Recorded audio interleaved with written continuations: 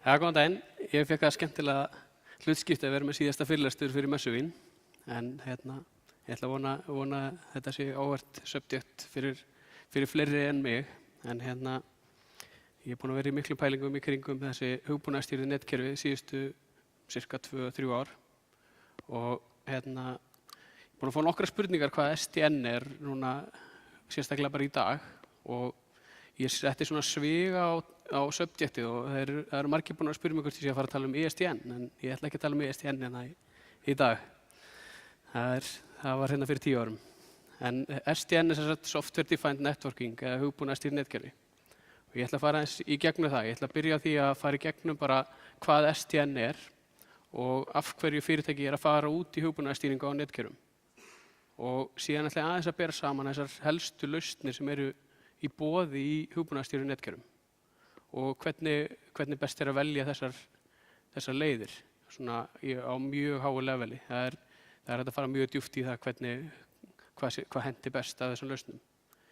En ég ætla að byrja aðeins bara á mannlega þættinum í þessu sem að skiptir gríðarlegu máli þar sem að hann svona helsti akkillesarhællinn í dag í innleiðingu á nýjum lausnum. Það eru þessi samskipti milli þessara hópa og sílóa sem að myndast í mörgum fyrirtækjum.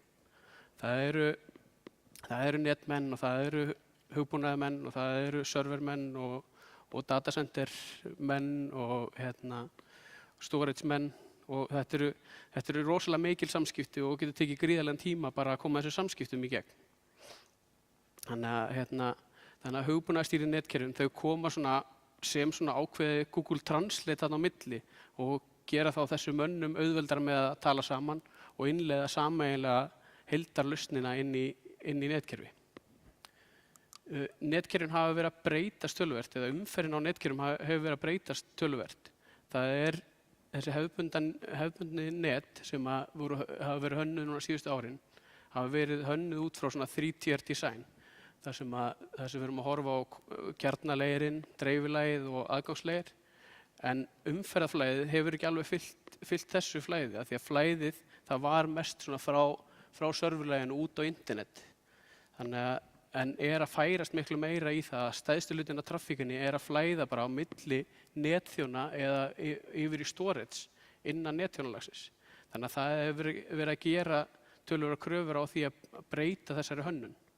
Og datacenternetin að breyta svolítið yfir í þetta spine and leaf design sem að gera það verkum að allur netbúnaðurinn jafn langt frá öðru netbúnaði og þetta svipað langt í hoppum talið að fara á milli tveggja servera. Þetta eru líka, það eru komnir nýju prótókollar þarna sem að gera miklu auðveldara og það að load balancera þessar leiðir og það færri eða minna netbúnaði sem þarf að uppfæra til þess að fá meiri hraða út úr kerfinu heldur en að þurfa að draga þetta lengst inn í kerfið.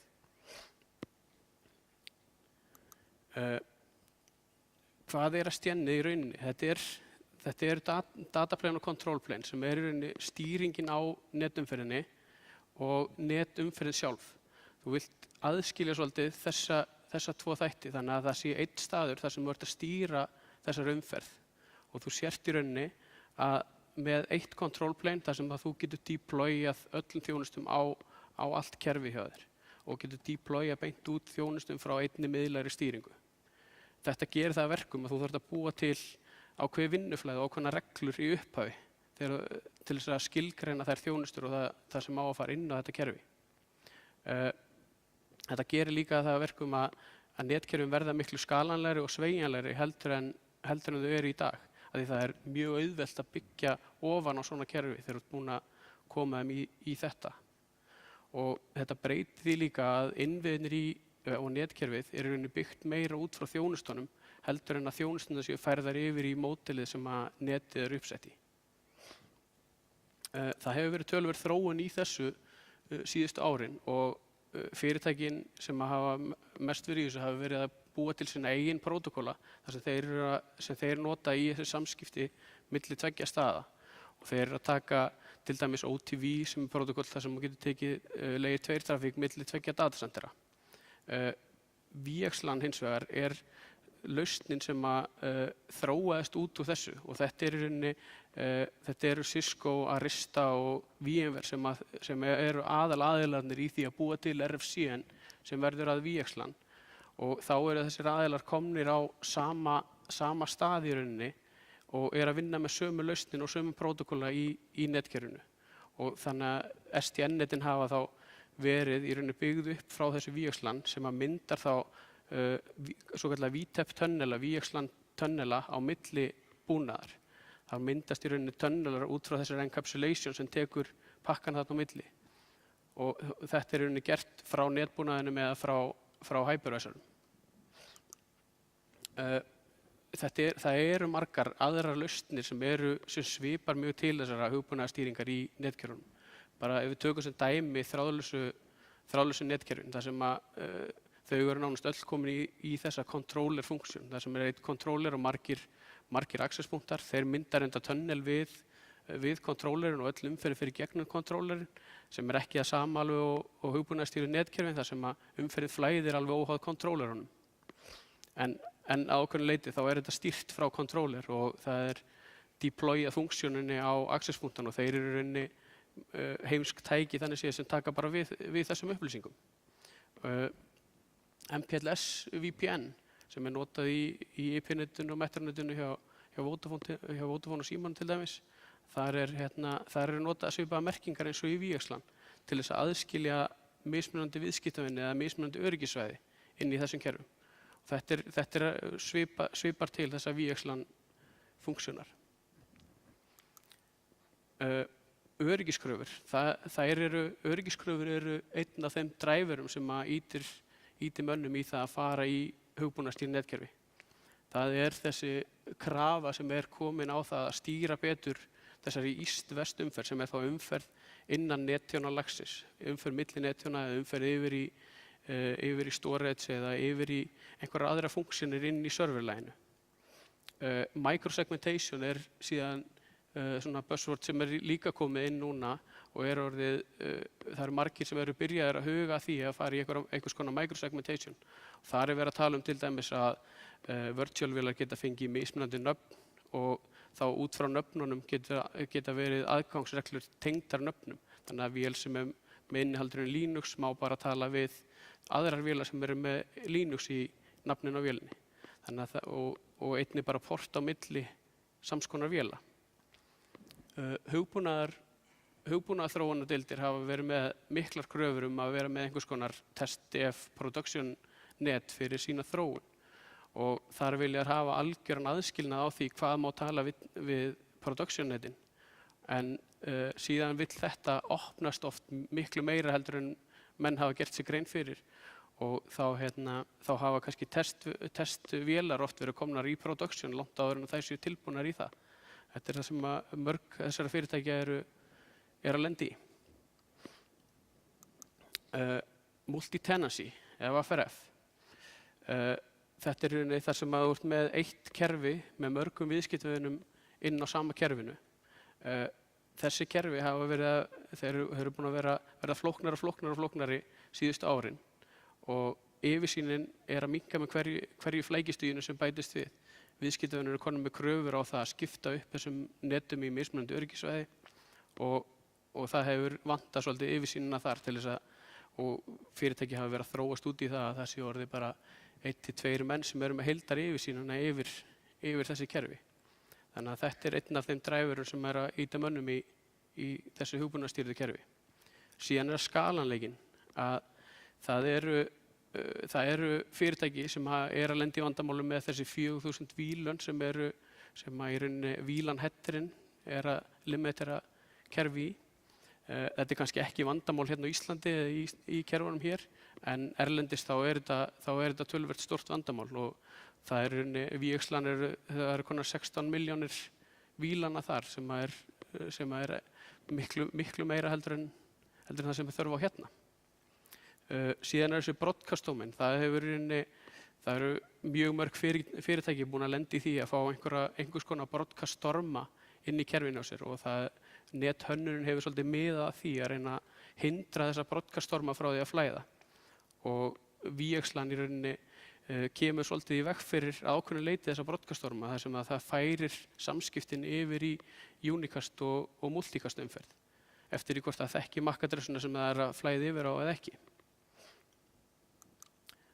Helstu SDN-lausnirnar sem á markaðnum í dag, þetta svona sirka þessi fyrirtæki sem hafa verið hvað fremst í innleiðingu á SDN-lausnum og SDN-þjónustu í rauninni.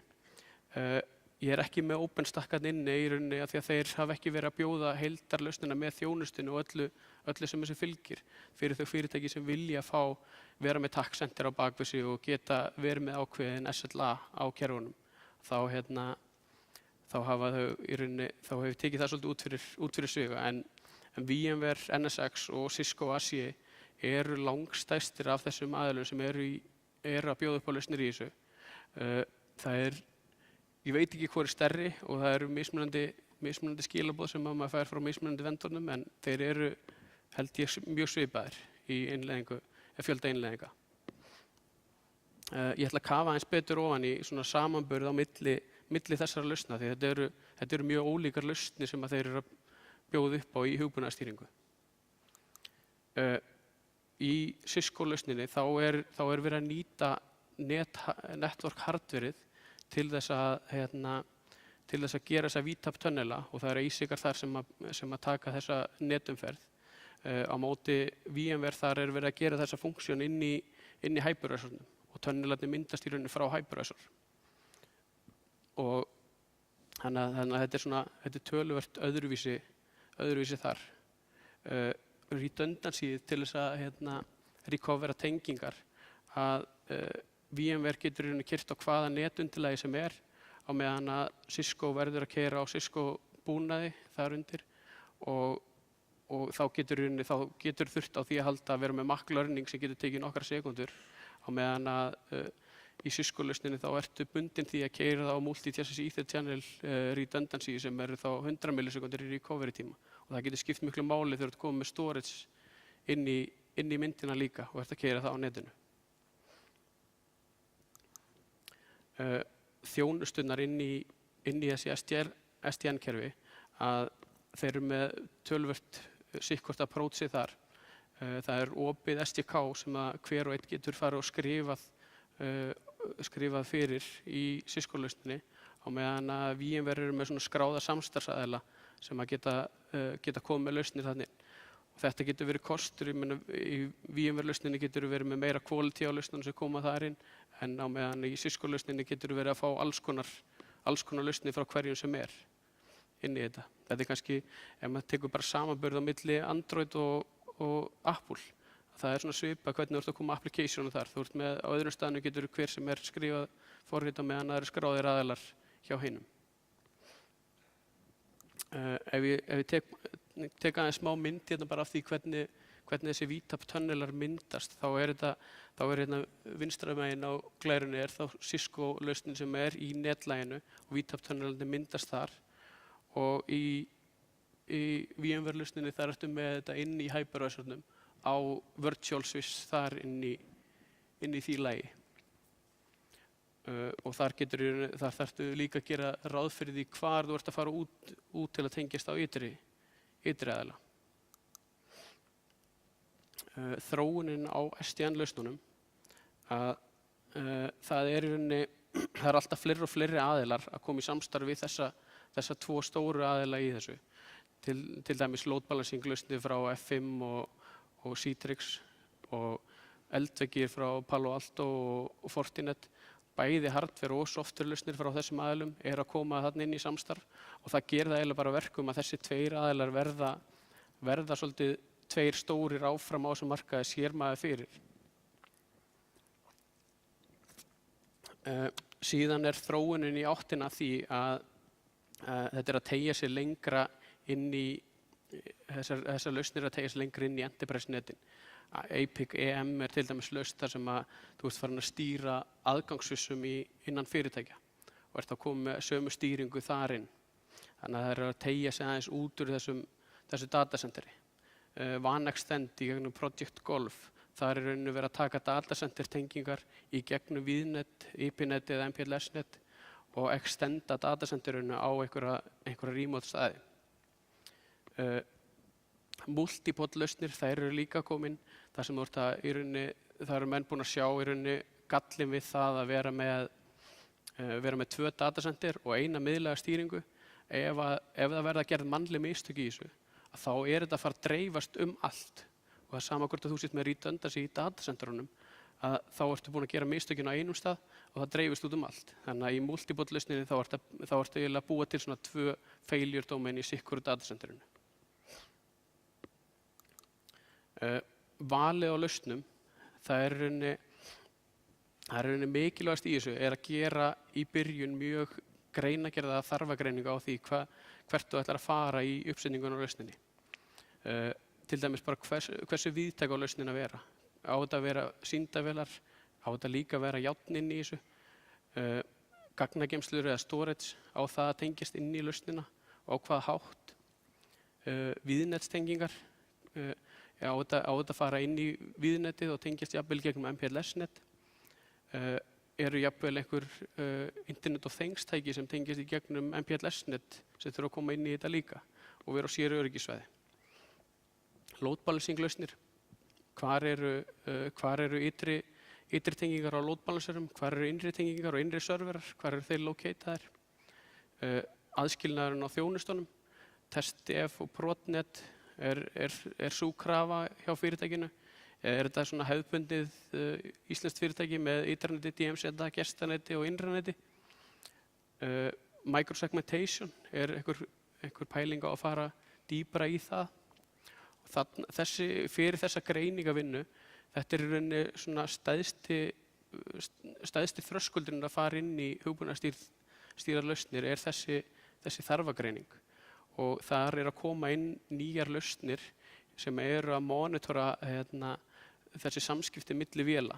Það að koma litlir klientar sem við getum sett inn á serverana sem að greina nákvæmlega hvernig umferð að flæða og milli hvaða þjóna. Þannig að þú getur fengið svona svolítið góða heildamynd af því hvernig samskipti eru milli véla inn í þessu. En þessi tól eru ennþá alveg svakalega dýr og fitta inn í fæst íslensk business case. Síðan þarf líka að skoða vel þekkingateymin sem að koma að lausninni. Það þarf að huga því hvað þekkingateymi í boði innan fyrirtækisins og hjá þjónustaðalum. Verðið, það þarf náttúrulega að skoða verðið í þessu og það mjög mismunandi approach sem að þessir 2 aðilar eru með og í rauninni svolítið töluvert ólíkar lausnir líka. Þannig að það þarf að skoða það.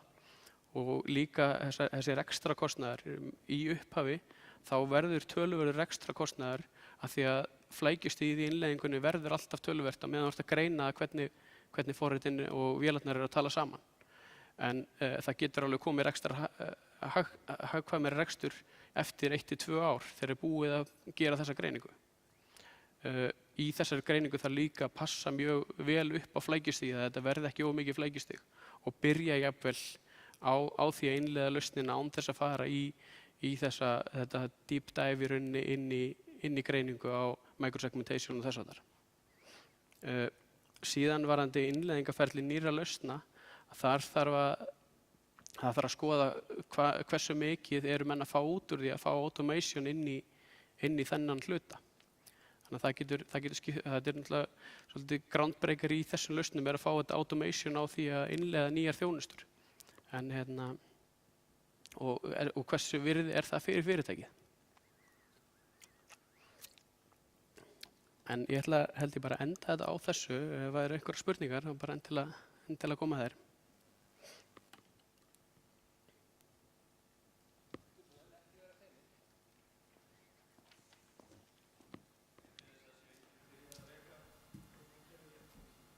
Eru einhverju byrjaðir að reka svona kerfi hérna á Íslandi? Já, ég veit allavega af 2 aðilum sem eru byrjaðir að reka svona hýsingakerfi og einhver fleiri fyrirtæki eru byrjuð á, en ég veit ekki hvort þessu komin í production.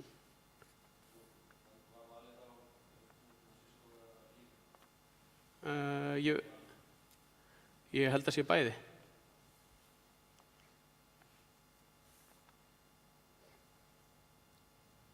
Gjör svo vel.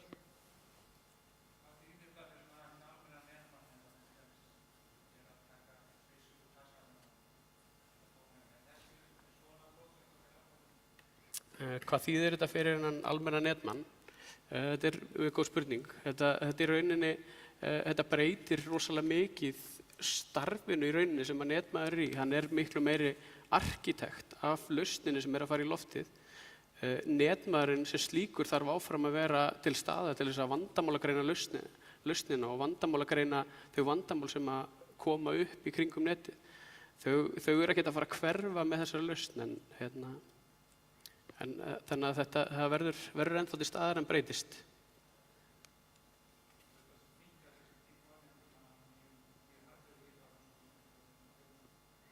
Minnkar þetta deployment á hardveri? Já, að ákveðnu leyti þá minnkar þetta tíman á hardveri að því að flestar þessar lausnir þær eru með sjálfvirka uppsetningu á netbúnaðinum og honum er í rauninni bara pluggað í samband og hann tekur sína stillingar sjálfkrafa og eina sem það bara gera er skrifa jafnvel location á búnaðinum og einhver ID.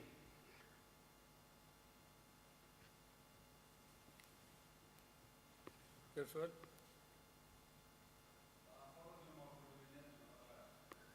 Hvaða forritunarmál þurfum við netmenn að fara að læra? Python, Cobra, Perl, já, ég held að þetta séu svona helstu forritunarmálin. En þú veist, við erum með grunn í einhverju forritunarmáli, ég held að það sé aðalmáli og geta lesið úr kóða.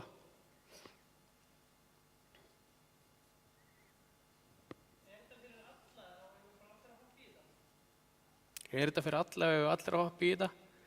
Ég myndi segja nei, þetta sé ekki fyrir alla. Þetta er fyrir þessi stærri kerfi og stærri þarfir á öryggisaðskilnaði milli eininga. Þannig að þessi minni fyrirtæki, ég myndi ekki segja að þetta væri arðbært fyrir þau að fara í heildarinnleiðingu á svona lausn, en þau geti mögulega nýtt sér það hjá einhverjum þjónustuaðilum.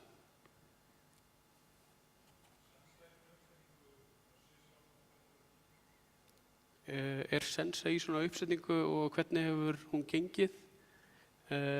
Já, Sensa eru búnir í uppsetningu og eru konum með þetta í rekstur. Hvernig gekk að setja þetta upp? Það tók tíma í greiningu en að öðru leyti held ég að þetta hafi bara gengið þokkalega vel.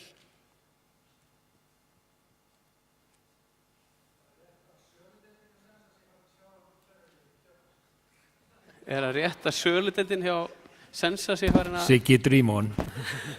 sé farin að sjá netkerfið? Nei, því miður.